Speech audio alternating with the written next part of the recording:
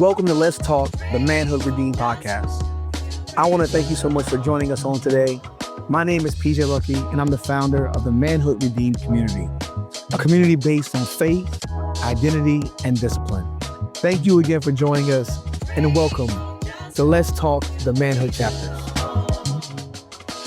I want to go back to that why, and maybe if you can kind of talk through clinically, why do we need to be a part of a community or to have healthy relationships around us? Does that make sense? Mm-hmm. Especially, with that lens of men. Because again, I know so many guys that, to be transparent, I think about the guys I'm even connected with from college, right? Like, who were like, we were very, very tight, but then you go your different ways. Yeah.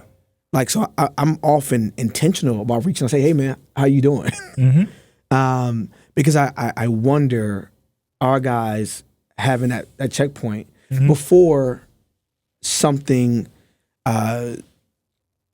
detrimental happens, right? Like mm-hmm. People say it often, I don't want to just check in on birthdays and funerals, mm-hmm. right? Mm-hmm. I think that, or when someone is sick, right? Like we should be checking in to make sure that we're helping each other out.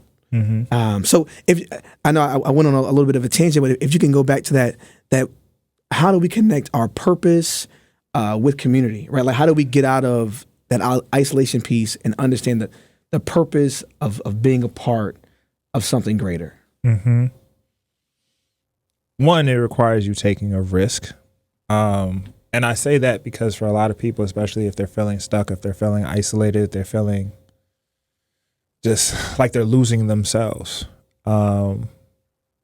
Sometimes if you continue to do the same things, it's going to get you to the point doing the same things without feedback is going to get you to the point where you're going to start to feel worse before you start to feel better. Yeah. So this is why I say it requires taking a risk to just do something different than what you have been doing and giving it the opportunity to actually benefit you. So whether that's showing up to the park, whether that's showing up to church, whether that's reflecting on things that you used to enjoy and putting yourself in those spaces, you'll naturally find a community there. Yeah. Going to the barbershop. I know people who they want to learn how to, woodwork. So they start taking woodworking classes. And then they start to build community there because it's like, hey, I noticed that you were building this bookshelf. I'm working on this thing. Can you provide guidance for me? Yeah. Or someone who's a little bit more seasoned sees that you're struggling building your bookshelf and they come over and they start to provide guidance. And now all of a sudden that's a relationship that's there. That wouldn't have happened if you didn't necessarily take the risk. Yeah. And it's ironic that I say that because boys are always told it's okay to take risks, but they don't necessarily, they mean that physically, right? Like it's okay to run through a wall. Right, it's okay to jump off a tree, and I didn't do that, and I don't recommend anybody else do that because I don't necessarily want to break any bones. Yeah. But like when it comes to the emotional aspect associated about it, because we aren't really necessarily, we don't have that emotional intelligence because from a very young age we're not allowed to, or we're not taught to. Let me say that. It's hard for us to take risks, but that's from a clinical perspective. And once again, remember I said our brain is adaptable and sometimes it works against us. Yeah. Because our brain wants us to stay at the equilibrium that we're at. So when I say that, the current state that you're in, that's the way the brain is working to keep you at. So if you are anxious about something, what's going to bring down your temperature? Like when you are anxious, you might start to feel tension. You might start to feel warm. You might start to sweat. I know because every time I have to do a public speaking engagement, this is what happens. So the brain will be like, all right, bet. How do I get you back to equilibrium? Okay, we got to relax you down. We got to figure out how to make you sweat. So that's going to cool you down. But if I'm now nervous about something in a social standpoint, the brain is going to be like, okay, just don't go. Because you're no longer going to feel anxious or nervous about that. But that's going to once again keep you in that spiral. Yeah. Where sometimes you have to be very intentional about taking that step. Because naturally the brain, like the primitive part of your brain, which is all about survival, is going to tell you to chill, right? But you might have to push yourself to take that risk. And taking that risk is going to be the first step to the next step, which will actually be building community. And the reason why community is important is because, once again, no one survives in isolation. Yeah. Solitude and isolation are two different things. Yes. I'm an introvert. I need my space. I need my time. My wife doesn't always understand that. We're still working on that together.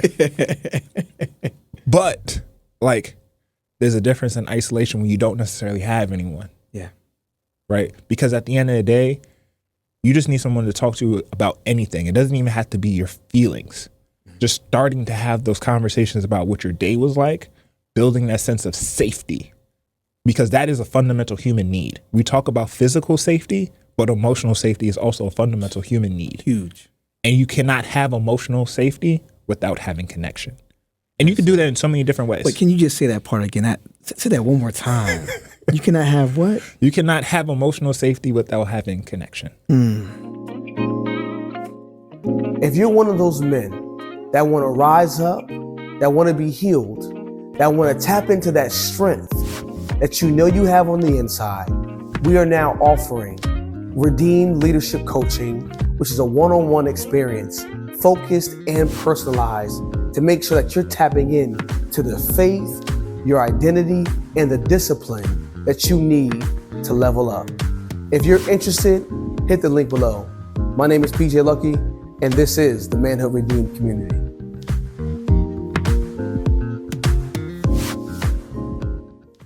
That's so powerful, because when you look up connection, Yeah.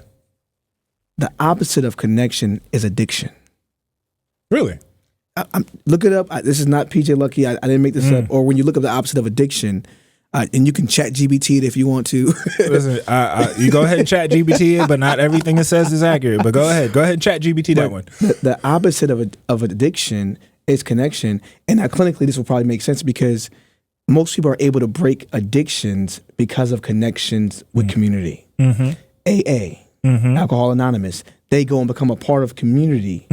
And because of the connection to the community, they're able to break that addiction. Right. And transform. So when you said that, say that part again about emotions. Say it one more time. I just think it's so powerful. I was just saying, you cannot have emotional safety without connection. Yes. And emotional safety, we don't talk about it a lot, especially as men, right? We talk so much about the physical, but that emotional safety, connection is so huge. And connection is so huge. And something, a saying that I say often is that you have to have a relationship first before a resource, right? Okay. And I believe many times, especially as men, we won't listen to whatever resource you're willing to provide unless we trust or believe Facts. you. Yes. Yeah. Right? Yeah, for sure. So the benefit of community and taking that risk, and I really want to encourage every man out there that if you're not a part of some community, a healthy community, you got to get plugged in, especially one that's grounded in principles and values. The Bible says in Proverbs 27:17, it says, iron sharpens iron, right? No matter what field you're in, we know that you need others to sharpen you. And the benefit is you grow together within community. It's not about self. It's about the whole.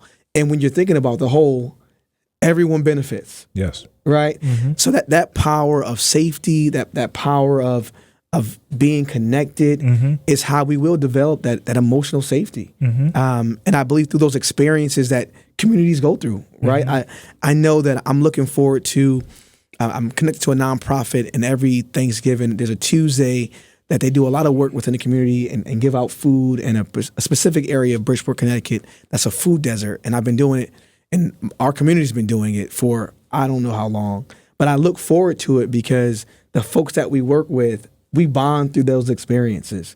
And I feel closer to serving, and I feel closer to those people through serving together. So I just want to encourage folks that if you're not a part of a community, a healthy community, and I would even encourage a faith-based community, to strongly join one. We need each other. And sometimes we need people to tell us the truth, man. Sometimes.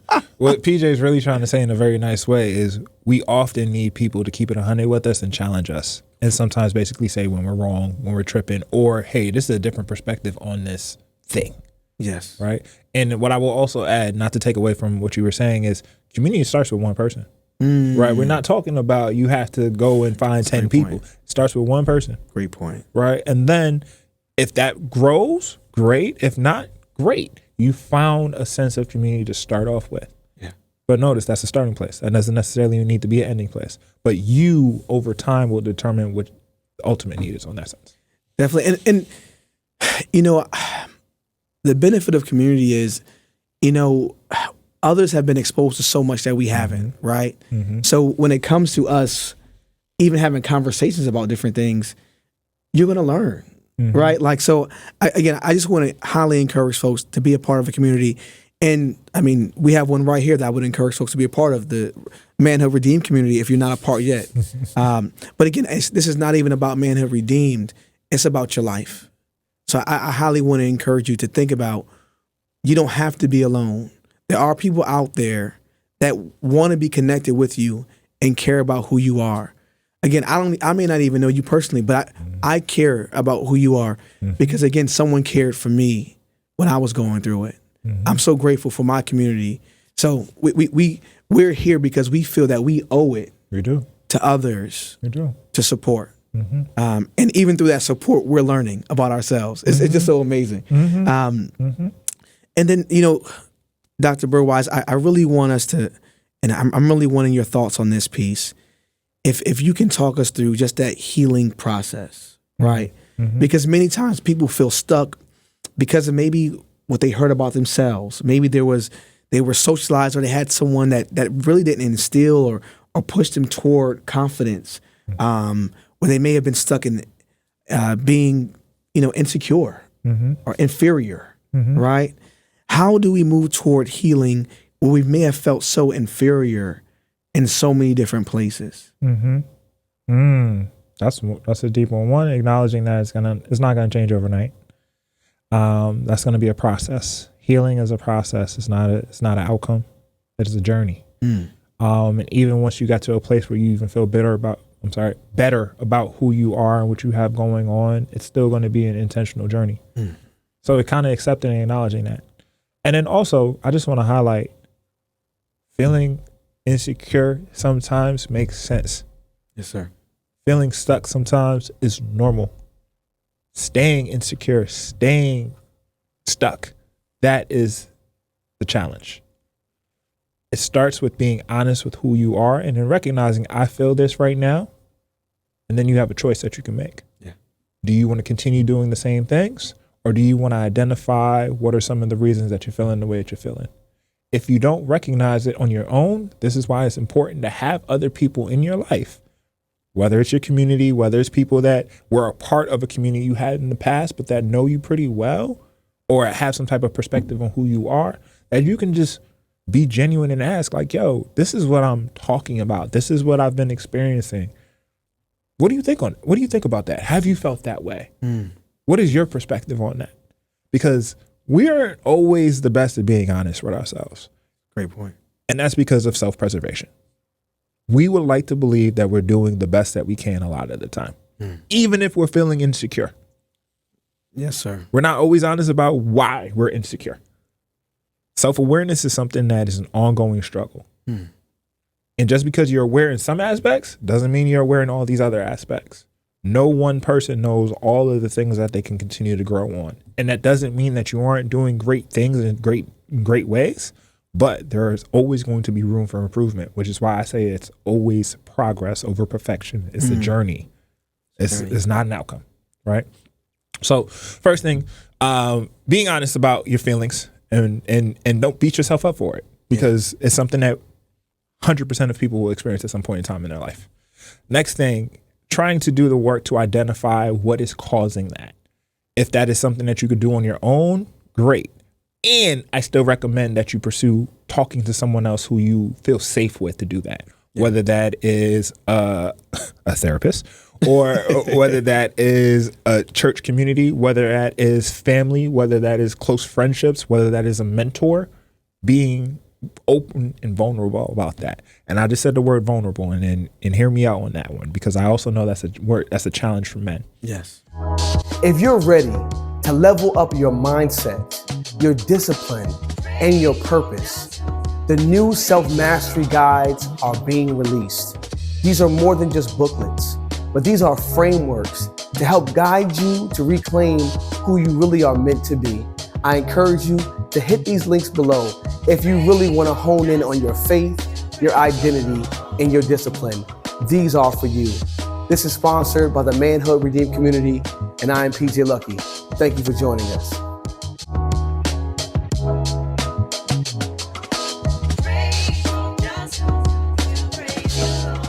Thank you for watching the Let's Talk podcast, the Manhood chapters. Make sure you visit manhoodredeemed.com for resources designed to strengthen your journey. Also, follow @PeJay Lucky on every social platform to stay connected.